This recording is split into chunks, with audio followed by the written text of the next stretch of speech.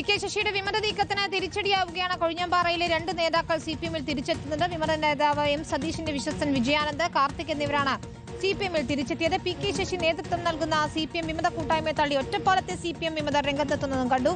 ഇക്ബാൽ അറക്കലാണ് ചേരുന്നത് വിശദാംശങ്ങളുമായി. ഇക്ബാൽ, ശശിക്കെതിരെ CPM വലിയ രീതിയിൽ ആഞ്ഞടിക്കുന്നു.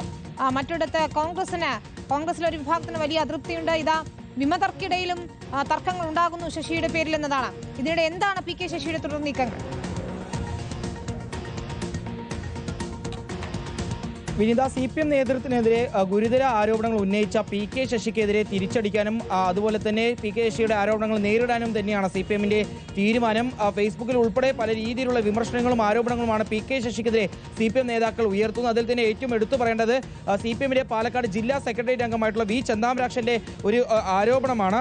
പി.കെ. ശശി SFI ആയിരുന്ന കാലത്ത് തന്നെ തനിക്കൊപ്പം നിൽക്കാത്ത ആളുകൾക്കെതിരെ അപവാദം പ്രചരിപ്പിക്കുന്നതിൽ മിടുക്കനാണ് എന്ന രീതിയിലുള്ള പി.കെ. ശശിക്കെതിരെ ഒരു ആരോപണമാണ് ഇപ്പോൾ വി. ചെന്താമരാക്ഷൻ ഫേസ്ബുക്കിൽ കുറിച്ചിട്ടുള്ളത്. ചെന്താമരാക്ഷൻ മാത്രമല്ല, ശ്രീകൃഷ്ണപുരം ഏരിയ സെക്രട്ടറി അതുപോലെ തന്നെ DYFIയുടെ ജില്ലാ പ്രസിഡന്റ് ഉൾപ്പെടെ പി.കെ. ശശിക്കെതിരെ ഗുരുതരമായിട്ടുള്ള ആരോപണങ്ങൾ ഉന്നയിക്കുന്നുണ്ട്. ഏതായാലും CPM ജില്ലാ സെക്രട്ടറിക്കെതിരെ ആരോപണം ഉന്നയിച്ചതിന് പി.കെ. ശശിക്കെതിരെ നിയമ നടപടിക്ക് ഒരുക്കുകയാണ് CPM. ഇന്ന് തന്നെ അതിലൊരു തീരുമാനം ഉണ്ടാവുകയും ചെയ്യും. ഇതിനിടയിലാണ് കൊഴിഞ്ഞാമ്പാറയിലെ വിമത നേതാക്കളിൽ രണ്ടാളുകൾ CPM-ലേക്ക് തിരിച്ചെത്തുകയും ചെയ്തിട്ടുള്ളത്. നേരത്തെ കൊഴിഞ്ഞാമ്പാറയിലെ വിമത പക്ഷത്ത് നിന്ന് CPM-ലേക്ക് എത്തിയ S. വിജയാനന്ദിനൊപ്പം ഇപ്പോൾ പെരുമ്പാറ ചള്ളയിലെ പാൽ സൊസൈറ്റിയിലെ ഡയറക്ടറായിട്ടുള്ള S. കാർത്തികിനൊപ്പം ഉണ്ടായിരുന്ന ആളുകളും ഇപ്പോൾ CPM-ലേക്ക് തിരിച്ചെത്തിയിരിക്കുകയാണ്. ഇവർക്കൊപ്പം ഉണ്ടായിരുന്ന 300-ലധികം ആളുകളും ഉടൻ തന്നെ CPM-ലേക്ക് എത്തുമെന്നുള്ളതാണ് അറിയിച്ചിട്ടുള്ളത്. ശരി, അതാണ് അവരുടെ ഒരു നീക്കം എന്ന് പറയുന്നത്. ഇക്ബാൽ വിശദാംശങ്ങൾ നൽകുകയായിരുന്നു.